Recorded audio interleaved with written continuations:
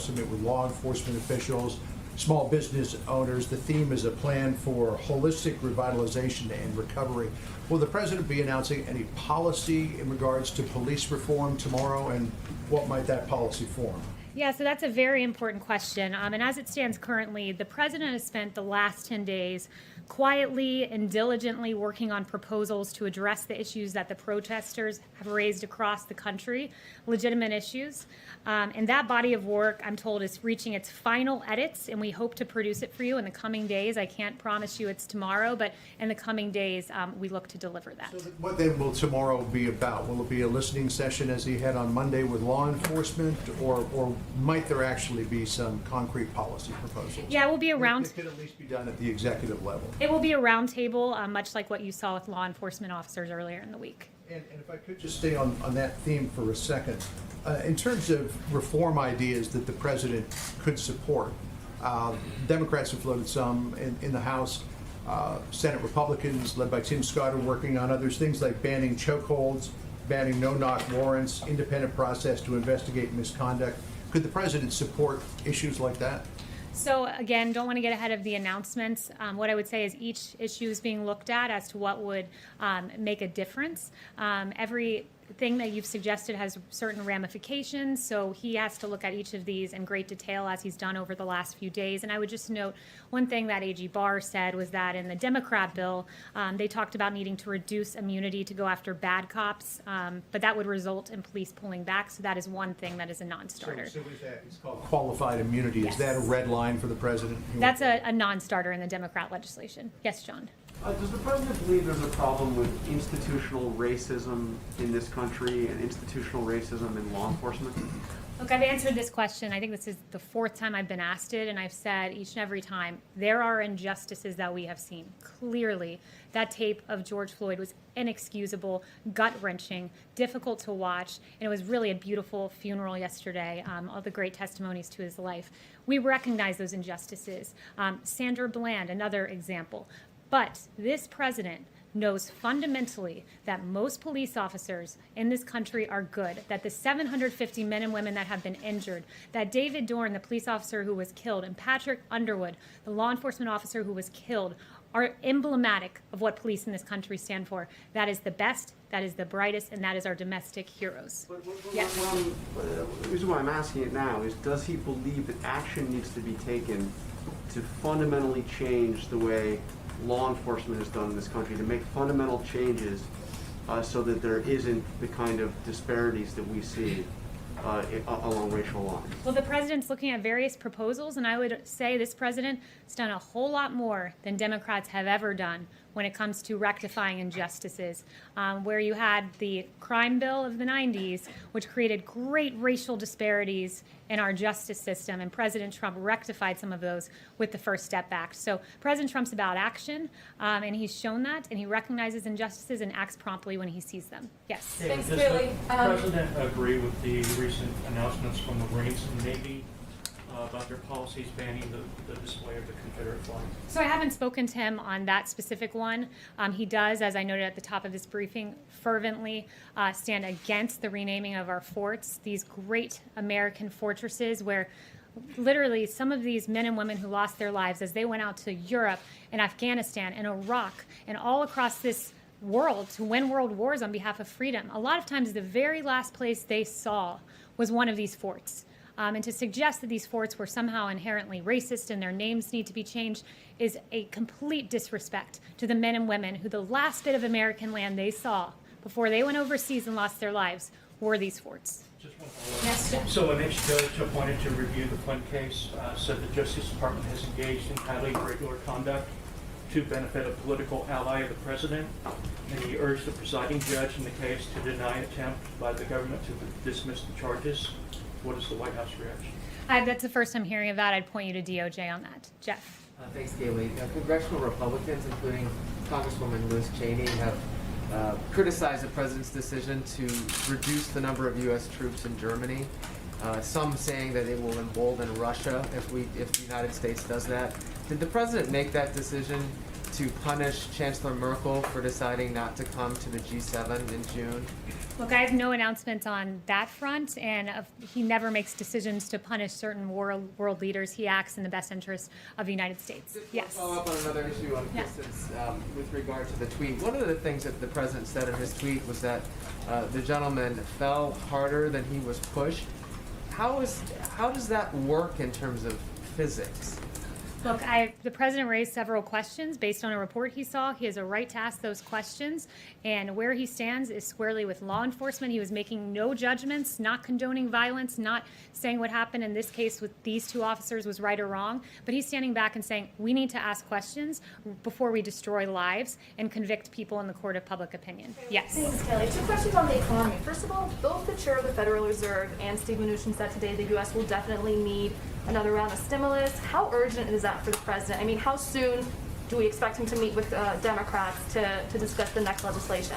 Yeah, it's a good question. He met on a potential Phase 4 policy last week. It was a very promising discussion with his economic advisors. So that's in the works as to when and if we see that, but it is a topic of discussion. He was encouraged by the jobs report. We were supposed to lose 7.5 million jobs. We ended up gaining 2.5 million, a swing by 10 million. It was described to me as one of the, by one famed economist, as one of the worst miscalculations of economists in history to be off by 10 million. That's the size of Michigan. So the president's encouraged because what we're seeing is a belief in the Trump economy and the Trump presidency. What we're seeing is the market soar. We're seeing the S&P have its best 50-day track record in history because they believe in a president that has free market policies that got us to the hottest economy in modern history and will get us there again.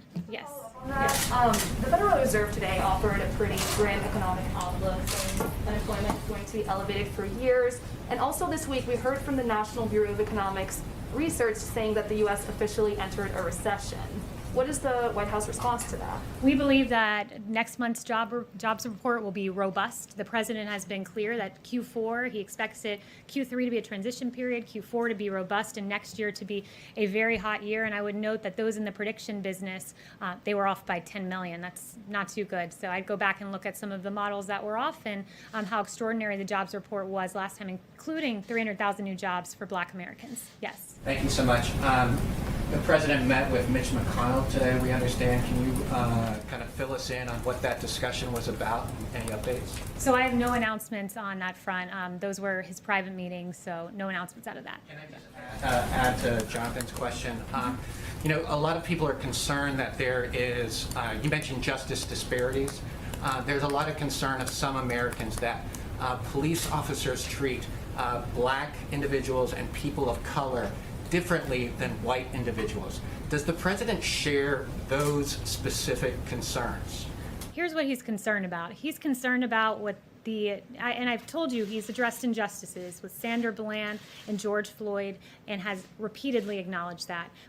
But here is, in addition to that, his concern, put very well by New York's Police Benevolent Association President Mike O'Meara. Our legislators are failing us. Our press is vilifying us. He's saying us as police officers, stop treating us like animals and thugs. We've been vilified, and it's disgusting. When you have a sitting congressman, Ilhan Omar, calling cops cancer, what do you think that leads to? The AP reported on a shooting in front of a police department today in California.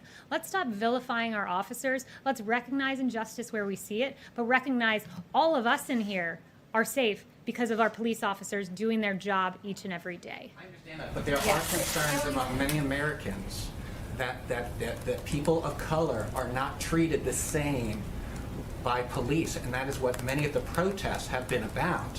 Does the president share those specific concerns? The president believes most of our police officers are good, hardworking men and women, like David Dorn, who was killed among these riots, like Patrick Underwood, who was killed among these riots. Those are our police officers. They are our best. They are our brightest. They're absolute places of injustice. We're addressing those. We're looking at legislative proposals and EOs, and what ultimately is determined we'll see in the coming days as to what will work as a policy prescription.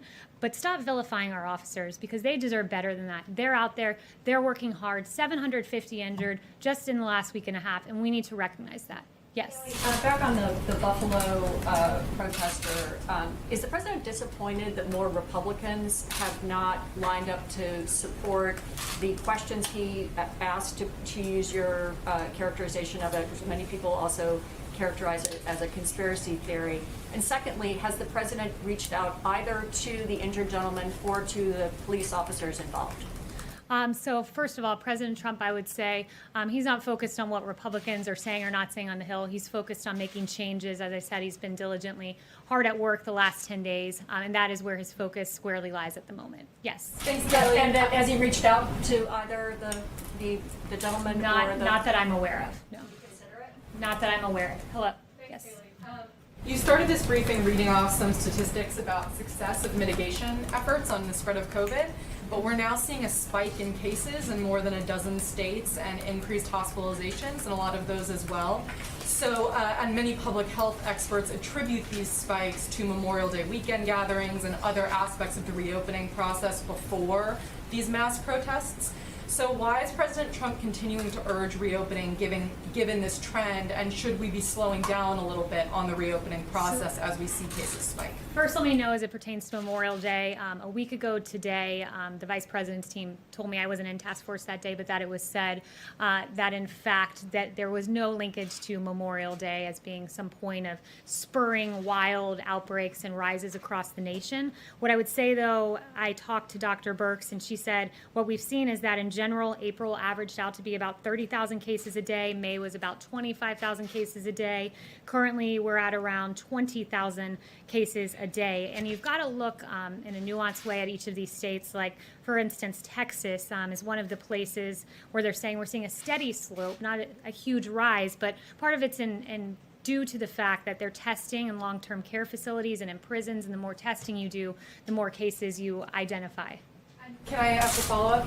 President Trump is planning to restart campaign rallies within the next few weeks. What sort of precautions is he going to be taking at his rallies for the safety of the rally-goers? So we have no rallies announced just yet. You're right about the 2-week timeline that was put forward.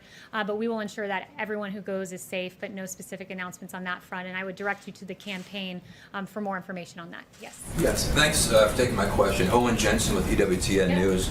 We've seen thousands of people in the streets protesting, exercising their constitutional right. Those, of course, doing it peacefully.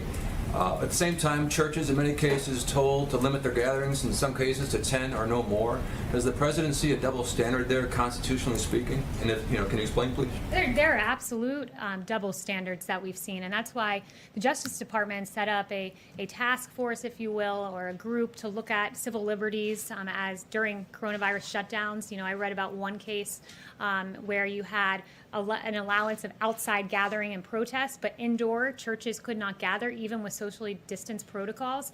He absolutely sees an issue. There have been several cases pointed to where people attending church in their cars were targeted by law enforcement officers. So that's unacceptable. People should be allowed to worship. We have a First Amendment in this country. There's a way to safely do it. I went to Mass and was able to safely attend distance from people, and there were appropriate protocols that were taken in that case, and that's what we hope to see, as the president made eminently clear a few weeks ago. Not too long ago, he asked for all churches to reopen. Is he happy with the progress or no? He's happy with the progress. I've seen, in fact, that very week, a church that I visited reopened, a church down the road from me. So I think he gave a lot of courage to the faith community to reopen, to do so safely. And look, here we are, I think 4 weeks later, and we haven't been hearing about, rampant outbreaks in places of worship. The First Amendment's a beautiful thing. People have a right to go to church or mosque or synagogue. Yes. Yes, hi, Kayleigh, thanks. Still on COVID, the president seems pretty unconcerned so far about November and the COVID situation, whether people are going to be afraid to go to the polls or whether there's going to be a lot of delays because of the COVID. He recently said it's a long way off, I think meaning that the pandemic would have died down by then, essentially. But given that it hasn't actually gone away, people are obviously still dying every day and there are some spikes, and it's not that far away, 5 months. Are any measures being taken at all to guarantee that this election is going to go smoothly and everyone who wants to vote can vote? Yeah, well, I've not seen much criticism of the protest and socially distance and mitigation efforts. About the election, not I think protest. there's a way to safely vote if you can safely protest, and that's what the president would like to see. There's a way to safely vote. There's a way to safely go to church, and you're asking a hypothetical about something 5 months from now at a time, ironically, when the media hasn't expressed much outrage about a lack of mitigation efforts taken by some of the protesters. Just wondering about the election. That's what everyone Raquel. cares about. Thank you so much, Kayleigh. Two questions. First, is the president concerned the protest could lead to another outbreak of coronavirus? And a second question, President Trump said that he does not believe the death toll in coronavirus cases figures from some countries. Does he trust the figure from Brazil? Is the White House concerned that the Brazilian government is hiding information about COVID-19? So I haven't spoken to him about the Brazil numbers, but I have heard him on several cases, probably at least 5, mention that he'd seen what's going on in Brazil, and he was hurt to see how many people have been affected by COVID down there. So he has mentioned Brazil specifically. I believe he even sent some ventilators to Brazil because we had such an overflow of ventilators here because America really, under the leadership of President Trump, snapped into action and shored up what was supposed to be a ventilator shortage. And delivered, this administration delivered. So I would just note that he's mentioned great concern for the people of Brazil. Kayleigh, just the first question that I asked, is the president concerned the protests could lead to another outbreak of coronavirus? Now, we're monitoring that. Right now we're encouraged to see that cases have declined month over month, but the vice president, as I walked out here, said the task force is well aware and monitoring individual situations in particular states. Niels. Kayleigh, thank you. Going back to where you started with the statement about renaming the military bases, if Congress were to send over, say, the defense authorization with language that were to rename one of these bases for someone who, say, was a general who won the Civil War, would the president veto the defense authorization? The president will not be signing legislation that renames America's forts. It's important to note, Fort Bragg, for example, it's one of the largest military installations. It's home to tens of thousands of brave American soldiers. And when you think of Fort Bragg, we think of the brave soldiers that deployed from there. We think of all 5 World War II airborne divisions, the 82nd, the 101st, the 11th, the 13th, and the 17th, all trained at Fort Bragg. The 555th Parachute Infantry Battalion. This was the first black parachute battalion trained at this fort. We must recognize the sacrifices made by these men and women, some of whom saw Fort Bragg for the last time before they went overseas.